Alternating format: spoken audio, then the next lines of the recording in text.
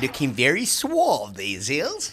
And my scarf, my Rupert the Bear scarf. It's a bit chilly here in Cape Town. You don't even have your shorts on today. Yellow! What's going on with that jacket, mate? It's interesting you should ask. Yeah, I didn't think you'd notice. Let me get my sunglasses. It's courtesy of the Stormers in Durban. Unbelievable. He gave it to me whilst I was in Barrydale. What? I got this from the All Blacks. I gathered that. Black, white, Adidas 3 stripes. There we go, Wonderful. mate. But tell me, where did you get those trousers from? From Ireland. Ireland. Our friends in Cork. Yeah, not Irish green, camo green. Yeah. Ireland, South Africa, Durban, 21 degrees. It's going to be a very different test match to what we saw at Loftus. Unchanged Boks 23. What makes you say it's going to be very different? Well, firstly, it's at a different venue. Yes. And it's at sea level. The ball's not going to travel as far. Right. That's true. Okay, I've given you 3 reasons. Why Okay, it's gonna no, be I just wanted different. to check that there was Ireland's something not going to have a hooker there that Yeah. started. Or a scrum and they're off. not going to have a scrum off. So there's 5 reasons that it's going to make it different. Okay. Does that answer your That's question? a wrap. Thanks for tuning in. Thanks, guys. Eh? It's nice that you spoke today. Thanks for letting me. I saw you did a show with the Money Man and Gibbsy yesterday. Yes. Nice that they let you speak in the beginning. Yeah, I had a bit of an intro there, and then they made some points around the Bok win at Loftus. Apparently, they said you were ungrateful. I was ungrateful, mate. I was ungrateful. I think I had to just remind them that the point of that was that we thought the result was excellent, but there were some red flags around the performance. Indeed, it was 23 players that started. As Rassi said, he thinks it's the 3rd or the 4th time only in 6 years that he's managed to send the same 23 out by choice because of no injuries, no unavailabilities, no suspensions. Did you think there would be a tweaking of the 23 based on what you saw in Pretoria? I didn't think a tweaking was necessary. I think that's pretty close to the best team that they could field at the moment. So I'm not surprised that they didn't make changes, but it is interesting that generally you don't come out of that sort of a first test like that and you don't have a question mark over somebody's fitness. So it's interesting that we've been able to stay with the same 23. That's a very good sign. He keeps on mentioning unlucky players. Evan Roos' name pops up each time, courtesy of Rassi. He says a guy like Evan has been very unlucky not to make this Irish 23. So he's obviously going to play against Portugal. Is he saying that the Kwagga number 8 was very much a short-term solution in the absence of Jasper? I see what you did there. Short-term Kwagga. Well done. Good game. That he needed the experience against Ireland, and it was the side that's playing on Saturday. In total, 990 caps makes him the most experienced test side in history, which doesn't really... there's one thing about having caps and there's another thing about having form. So we don't get too obsessed with that because we've seen a lot of inexperienced sides knock over teams that have got a lot of test caps. Yeah. But to me, it's such a sign of respect that he has for this Irish side and Absolutely. the ability to come back that there's been no experimentation in these 2 test matches in terms of squad personnel. And I'm sure we'll see that phasing in Portugal and then Rugby Championship as well, where the wider squad is used a lot more effectively. Yeah, look, I don't think they could have experimented more with the game plan. So I think if they'd experimented like that with the game plan and then try to blow up their selections as well, it would have been a full-blown circus, somebody getting shot out of a cannon and a bearded woman on the halfway line. So I think they had to have some continuity somewhere, and they stuck it with the players who knew at least the defensive system. And it would have been a famous Irish win. It would have been a famous Irish win. A very emphatic famous Irish win. Indeed, mate. But like Wales in Bloemfontein. Yeah, then we would be ungrateful. Very ungrateful. Yeah. Ireland, they got injury problems. Shame. To me, Sheenan, like one of the best hookers in the world. Great player. I mean, an old Sax boy has been called up. Bobby Herring. He's played many, many years. He's played for Ulster and for Ireland, so he's definitely more Irish now than he is ever South African. But And educated. Hamilton's. And Hammy's educated in Cape Town, Newlands at Sax. He's no stranger. He played in that 38-3 win in Dublin against the Boks. Looking at this test match, again, taking Russ's press conference, he talks about that they're going to empty the tank island. This is their last game for these players. They don't have the URC for a couple of months. We still go into a rugby championship, into the Currie Cup, that kind of thing. Our season continues we've got to build to a peak in the Rugby Championship. Yeah. And he's got to be mindful of that with these players, where Farrell knows you've got 80 minutes and your season ends. Yeah. How influential is that going to be in terms of the game? I'm not sure how influential that's going to be in the game. I think definitely this is the end of the road for this season for the Irish players, but it's also what happens in their next cycle is going to be influenced by how this one ends. And there's a couple of guys like Osborne.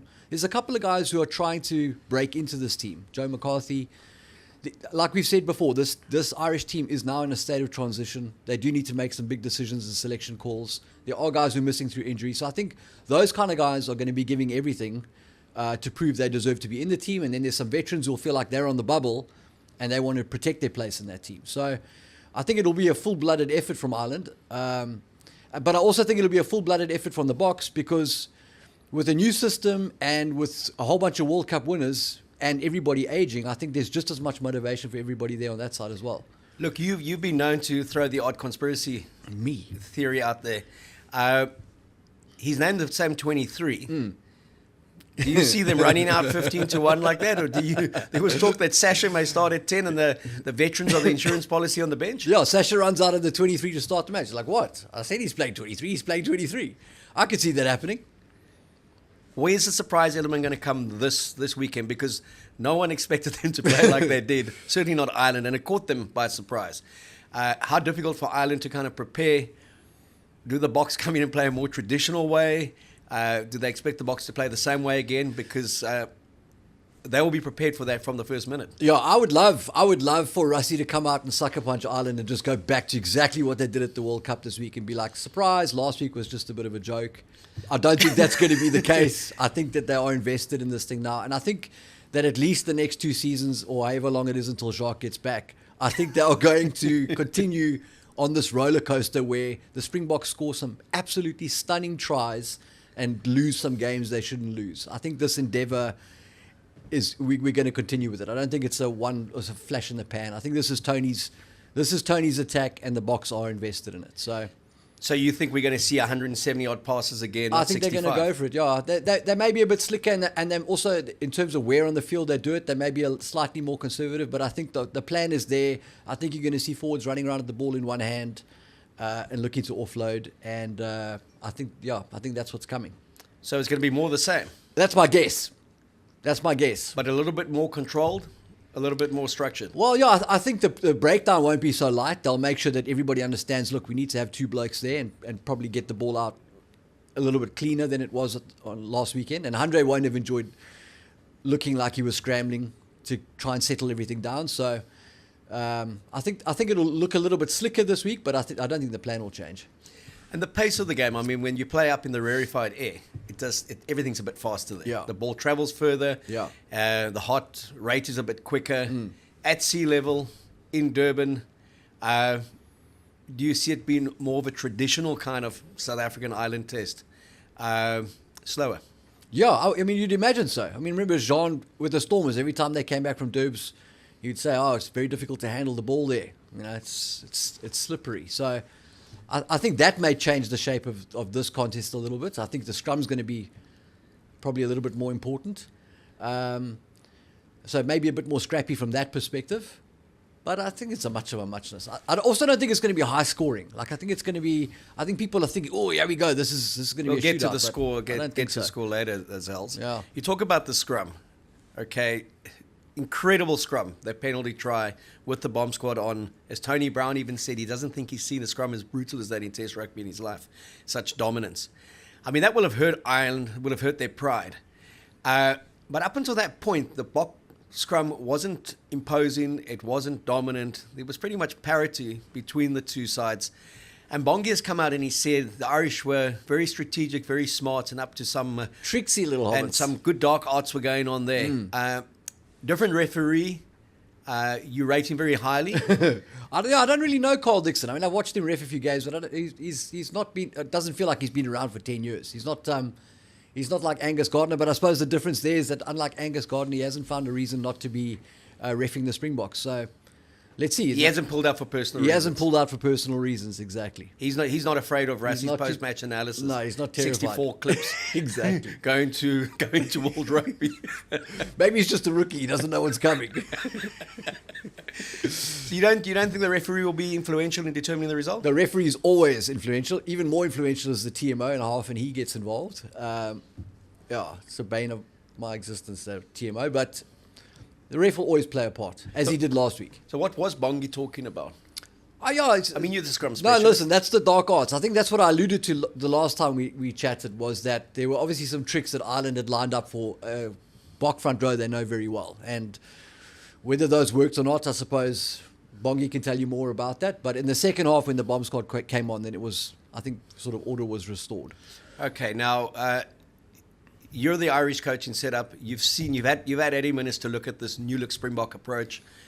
They play the same way the Boks. Where are the areas that you feel they're vulnerable? What would you attack?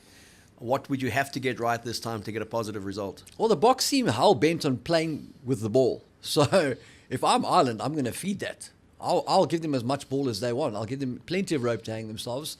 And I'll spend this week working on my D and trying to smash Bok runners and isolate Bok runners in a system where they're maybe not as organized as they usually would be, and maybe a little bit slow to react in terms of getting to the breakdown. There may be opportunities there to turn possession over, especially in slippery conditions in Durbs, where it's humid.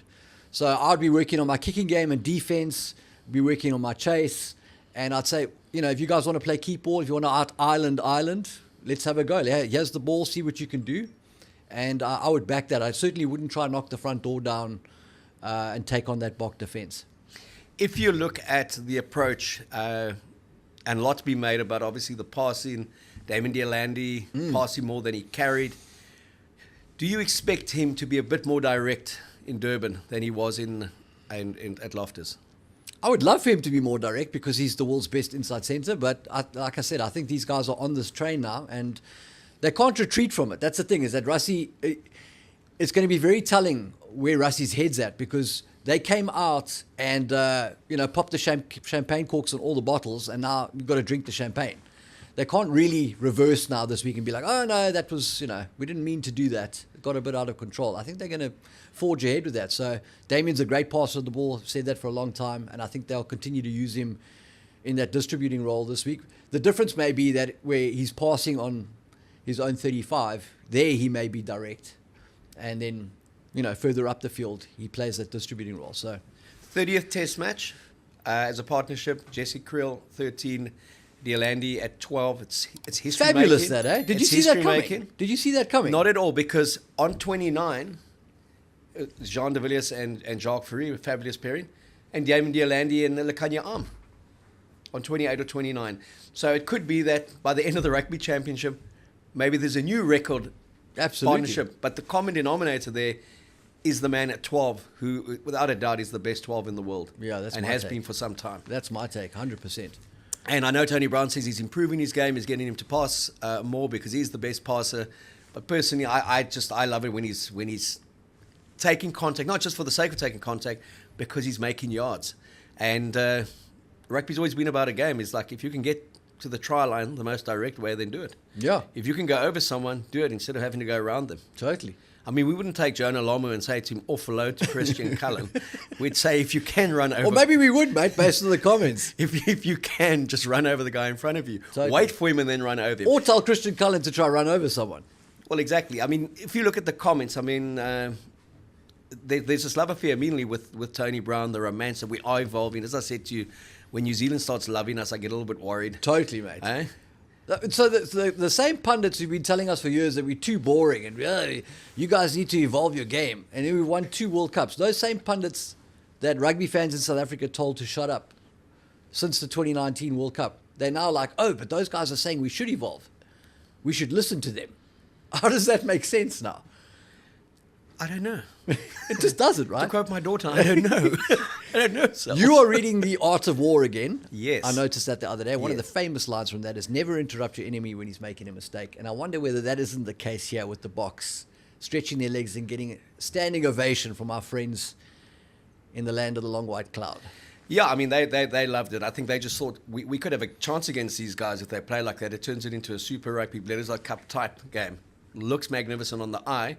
That side to side, but not always the most effective way of playing.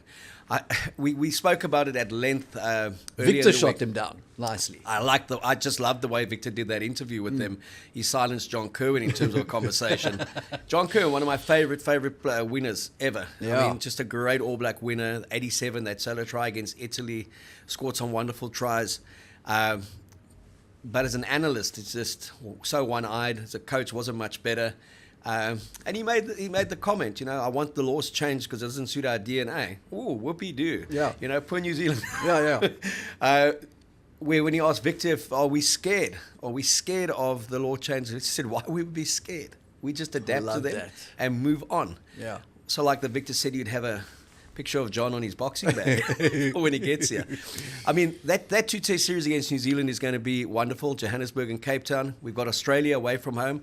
I forgot about the Kane and Moody debut and the win in Sydney. I was referring to our battles in Brisbane. So thanks for pointing that out to me.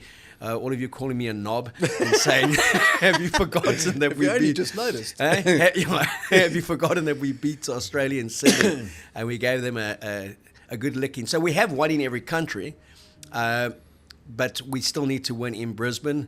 Perth is going to be tough as well. It's going to be tough for Drickus. It's going to be tough for the Boks. And let's also discard that myth that it's a home game for the Boks. You look in that crowd of 40-odd thousand, the 38,000 will be wearing gold, 2,000 will be wearing green. Correct. So coming back to everyone will be wearing green on Saturday, Ireland and South Africa in Durban. Victor said it, and it was when they talked about the integration of players and into the squad and building for the next cycle, that this was still a handover from the World Cup, and the Boks want the series win. They don't want Ireland to go home 1-1 because no bragging rights, and then it's again, now you've got to come to Dublin and beat us because we went to Durban and beat you kind of thing. They want to bury that one and say, we beat this golden generation Irish side in a series 2-0 at home. We won the World Cup and now we move on, and Ireland doesn't live in the heads of South Africans anymore.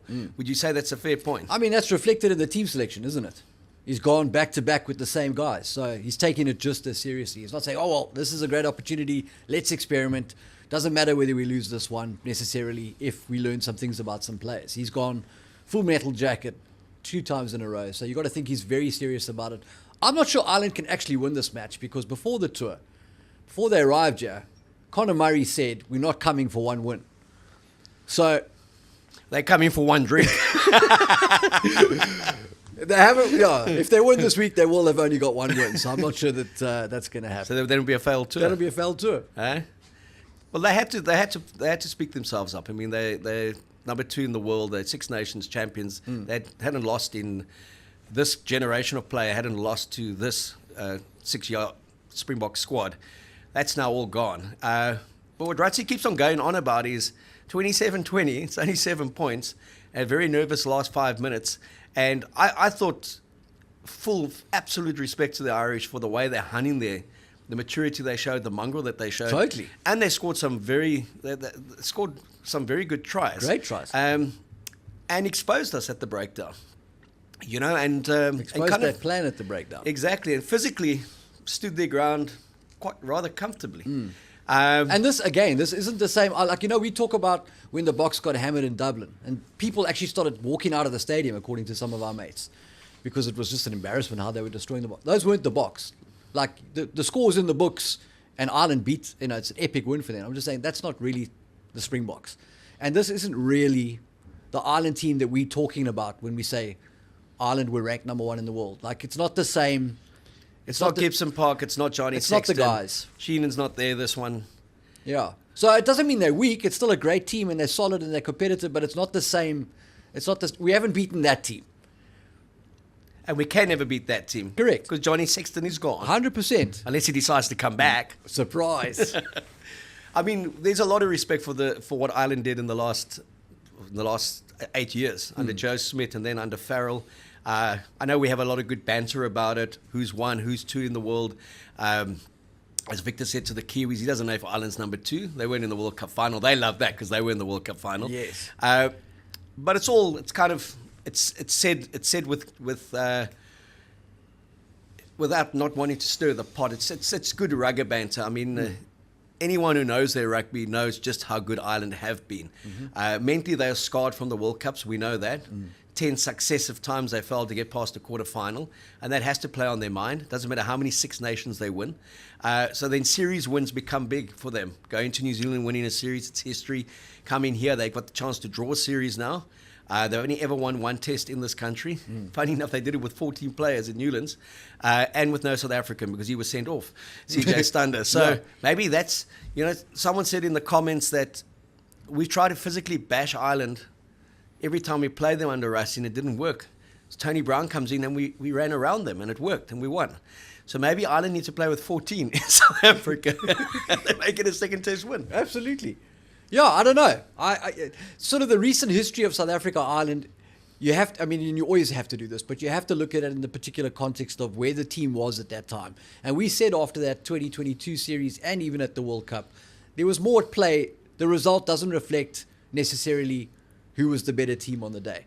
And that is a lazy sort of cop-out, but it is also a reality. We had our suspicions about maybe a bigger picture plan in 2022 when they were experimenting with goal kickers and at the World Cup in terms of, their path forward into the playoffs. So it's not like we played Ireland, we hadn't beaten them since 1969 and now Tony Brown's arrived and we flashed and dashed and now we've beaten them. And that's not really an accurate assessment, I would think. Well, we played so rarely, it's like we hadn't played them exactly, since 1969. That's what I mean. That's what when you look at the All Black Bok rivalry, exactly. 11 matches in the last... The real one. The real one. 11 matches in the last 6 years, 5 wins apiece and a draw. Played each other at the World Cup, one in a pool game and one in a World Cup final. Now, that is a rivalry. I mean, we hope that there's more Irish tests in the calendar. I want to see Ireland in this country a lot more, us playing... in Dublin a lot more. It'd be nice if we actually went and played in Munster as well against Ireland. Not always at the Aviva. Yes, mate. Great. Now you're talking. That would be great. Now Thorman you're Park. talking. Yes. 30,000 Thorman Park, yes. Ireland against the Springboks. Those guys would rough us up. That would be a fantastic occasion. Atmosphere would be intense. So the more we play them, and we've seen that in the URC, the more we play in the Irish sides against other sides, the more that rivalry builds and the kind of familiarity builds. But at the moment, there's still just... And there will always only be one big rugby rivalry in this country, and that's All Blacks v Springboks. Yes. And as we said, it's been aided now with the fact that they come in here in 2026 on the 8th match to a 3 tests against the Boks, four matches against the URC teams, and probably one against a President's 15 or hopefully the Cheetahs or something like that. Yeah. And then we go there in 2030, play their 5 amazing. Super Rugby franchises and obviously a 3-test series. Fantastic. So there's so much to look forward to in terms of the All Blacks coming here last week in August, first week in September.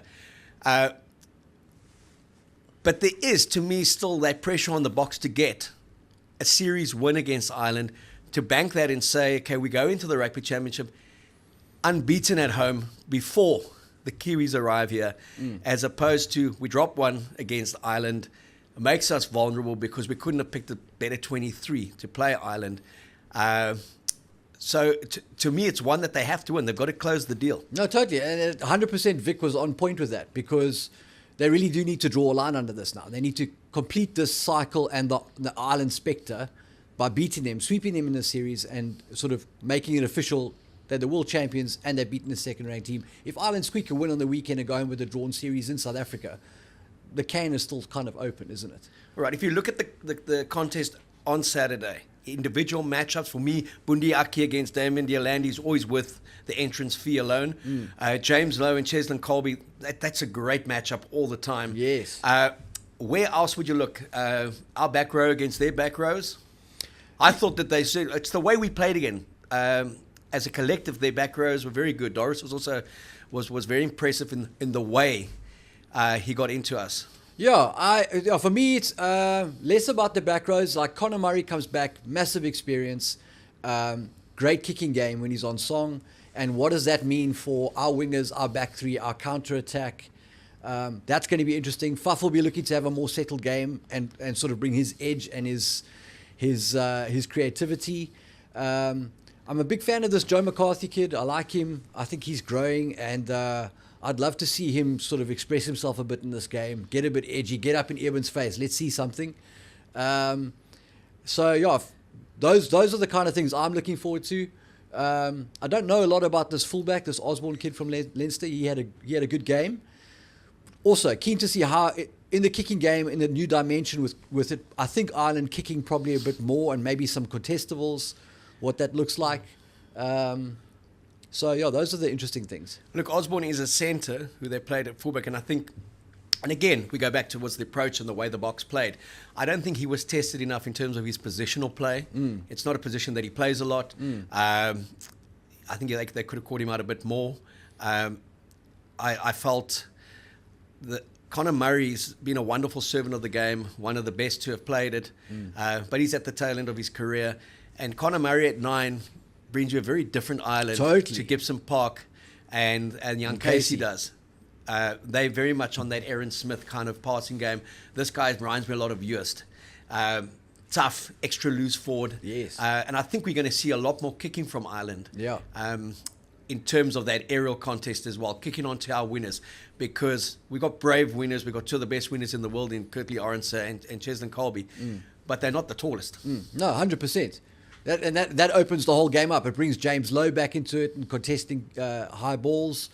So yeah, it probably takes a bit of pressure off Chris Hemsworth there at fly-off, I think, because now Connor can do the kicking. So I think it'll change the dynamic of how Ireland tactically approach the game, and that'll be worth watching. I mean, how does he balance a Hollywood career with playing fly for talent Munster of that and guy. playing fly for Munster and for Ireland? Doppelganger. Exactly. Looking at Peter Steph du Toit again, Opta Stats said he made 20 tackles. The only player to have made 20 plus tackles on 4 occasions in the last 4 years. Remember, he's 28 or 27 or 28 in the World Cup final. Unprecedented. And then we spoke at length about him earlier in the week. The engine on him to make those 20 tackles. And still carry in the wides. And be a win forward. I mean, he had 2 Usain Bolt sprints down that wide channel. And just to play the 80 minutes and just take over as captain from Khaleesi. I mean, he's a special player. He's a fantastic player. Absolutely fantastic player. And like I said when we chatted earlier, like for me, that's a guy that I don't want him to kind of, his career fizzles out when his body can't operate at that level at flank. Like, I think he's got massive value, potentially reverting to lock, maybe running our line out. He's still obviously very experienced player, very athletic, especially at lock, and obviously has the work rate for it. So I quite like the idea of his career sort of moving in that direction to prolong it. But yeah, a winner who moves to centre, a blindside flank who moves into lock. He started his career at lock. Jake White was coaching the Sharks. He had come back from the Brumbies, and he said that Peter Steph du Toit is the best rugby player he'd ever coached. Jake's coached some very good ones. And Peter Steph du Toit had hardly played for South Africa at that stage. And he had suffered a lot of injuries. And Jake was one of the first to publicly keep on endorsing this guy and saying just what a good player he was. He's got every skill set. The one beautiful thing, because of his World Cup performances, we don't need hindsight to know this. We don't have to look back in 10 years and say, wow, that guy could play. Yeah. And I've never known a South African player who has got such universal acknowledgement so quickly as Peter Steph du Toit has got. You speak to critics in every rugby playing nation. He's the Easter, he's the meneer. They acknowledge it. If we could pick one player from South Africa, who would it be? Peter Steph du Toit. We should be very privileged that we watch him play at the moment. Totally. He needs to be managed through to that next World Cup. Like you say, there's a good chance he'll be playing lock in 2027 in Australia. And people, for those who don't know, they forget he came close to losing his leg. He was out for nearly a season, a horrendous injury. There was talk of an amputation at one stage. Just an incredible comeback and just an incredible story. But do you think of Bok legends of the past, lore, folklore, he would starting right there. Totally. We've got a thing with our sevens, don't we? We produce some, Andre Venter, Johan Smith. We produce some great players at blindside flank. No, it's like but this guy now surely has claimed it as in the modern era. He's won back-to-back World Cups, mate. I don't think you can really he's the argue one. that. He gets it. And he was almost written off, right? And that's kind of recircling back to the whole game plan discussion. He looked very ordinary when Alistair picked him and played him at blindside flank. He got exposed around the fringes. And people were saying, who's this guy? You can't do that with this oak. You got to leave him at lock. Now he's the MVP of winning a World Cup final. And Rassie Erasmus picked him to captain his first ever side against Wales in Washington, D.C., which was effectively his B team, and played him off the bench in the first 2 tests against England. So he didn't start the Rassie Erasmus era as the first choice 7. And he grew into that role, and he's just become phenomenal. Outside of him, another guy that just, it marvels to see the engine this guy's got on him, eh? Franco Mostert. Oh, yeah, jeez. Sos. Most underappreciated. Wow. Yeah. How good is that oak? No, he's a great player. Fantastic player. Fantastic. He was the secret sauce also in the Lions, the entire Lions thing. Great player. And him and Eben as a combination. I mean, if you think him and Eben as a combination with a Peter Steph du Toit there, just from height in your line out, your kickoff receives. Totally. Yeah. It's been quite a subdued season for Eben. I mean, test-wise, right? Like he was great for the Sharks. He kind of carried the Sharks. But interesting, he's usually right at the front there, sort of catching lots of clicks. And it hasn't really been like that so far in the test season. What do you put that down to? I don't know. It's again potentially the way they played against Wales. Also made 119 passes. It wasn't particularly confrontational, that test match. And while Loftus was very physical, it also wasn't that brutish, confrontational type of test match. And that's when Eben prospers, when he's right in the front, throttling someone, raging with those incredibly powerful eyes of his to kind of take someone's head off and convince them that you need Camille. He's like that heavyweight that he's got to get a punch early on for you to really just start enjoying this game. And a punch in the metaphorically, by the way. Yes. Because we don't condone that kind of illegal stuff. Absolutely. Not on this show, we don't, mate. But yeah, I think also in the way that game played, it didn't necessarily suit the Eben Etzebeth kind of presence. And he did a lot of good work. But because it was like watching a tennis match at times, your eyes are scanning everywhere. You're not seeing those close exchanges, the one-off runners. So I'm expecting him to have a more powerful performance in Durban. And I think I think they will play a little bit tighter than they did in Loftus. I think you will see them take them on a bit more in contact, not just playing for space and playing from depth. Because a very good defence would have unpicked us if they were prepared for it. Because Ireland has got a good defence. Totally. They would have unpicked us a lot. Like you said, they would have said, play from within your own half, play from 20 metres from your try line. And I think everyone was consistent in the analysis that I've read, that I've watched, and to me one of the more insightful analysis came from Victor Matfield throughout the week, and he was also, if they were guilty of anything, it was probably playing too much in their own half in the first 20 minutes of the second half of that test match. I agree with that. And it was very similar to the All Black England test, and you listen to their critics, you listen to Scott Robertson, even their players, who said if they were guilty of one thing, it wasn't trying to impose their pack more on the game because they had scrum dominance. It was that they got too lateral, they got too loose, too quickly, and that kind of suited England's game plan as well. So that's going to be a cracker. Eden Park, All Blacks haven't lost there for 30 years. Is this England side capable of beating them? I mean, they're capable. Will it happen? No, they're not. Those All Blacks are coming. So I know they're just one test into it, but you can see Razor's got those guys in the palm of his hand, and I think he's going to grow this team quite quickly. I think there's some guys who are playing in this series that may not survive to the rugby championship or in the long-term plans, but I think Razor's got a clear-cut plan on the identity he wants for this All Blacks team, how they're going to play and who he's going to use in that. Well, Will Jordan comes back. We know that when he's fit. So it's Will Jordan, it's Tillier, and it's Sever Reece. That will be the back three. And you've got a Bowden Barrett who covers fullback. You've got a Caleb Clark who can come in on the wing. Their midfield, they've pretty much... Geordie Barrett will be there for as long as he wants at 12. And then 13... Rico Ione's there, but I don't know if he's going to last there. No. They may look elsewhere as well. And then certainly Richie Mahunga, they're trying to get him back as soon as possible. He'll start in at 10. D-Mac is not the long-term answer at 10. And Roy Gard will come back once post his injury, I think he's the leading 9. And then the big thing, they can get Shannon Frizzell back as well. He wants to come back earlier. And I really like their front rows. We spoke about that earlier in the week, where they are, and they've always been, in terms of depth, is at lock, where they are vulnerable. But they tend to produce 2 locks who can play 100 tests and play for a decade. So I think it's going to be a great 2 tests when they come to South Africa. Yes. Because of the time frame, and both they will have grown, we will have grown, evolved our game, as everyone loves to say. Yes. But yeah, I agree with you. I think they will win. I think they'll win quite comfortably. I've got them to win double digits. I had them by 12 last week. It was 1. So I'm going to go 12 again. Oh. I'm going to have them to win by 12 points again. At 29-17. That's a great scoreline. I think, I'm probably close to that. I like that. I don't know about 12. I'll give them 10 points. I'll say a 28-18 maybe, or a 26. I like the way you're thinking. 16, like the way you're thinking. 10 and 12 points. Australia, Wales, some would say, who cares? We do, because we have to go play Australia there. Yeah. Very good win for Joe Smith on his first match. I thought the Aradi was just superb. That fullback, the one you love from Hammies. Mate, are we going to talk about him? No, look, great effort from him. Very happy for Joey Schmidt.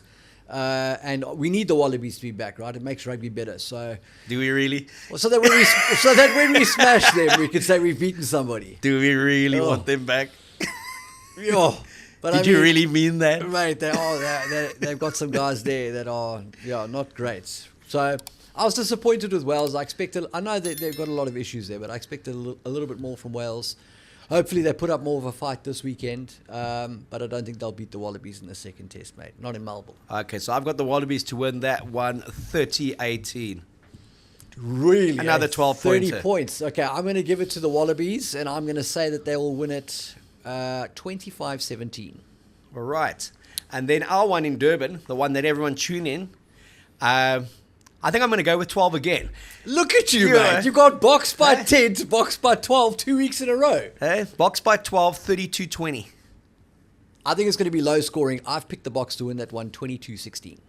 All right, there you have it. Boks to win, take the series, and undoubtedly confirm not only are they world champions, not only are they British and Irish Lions series winners, they would also be series winners against Ireland, which makes them the best team in the world.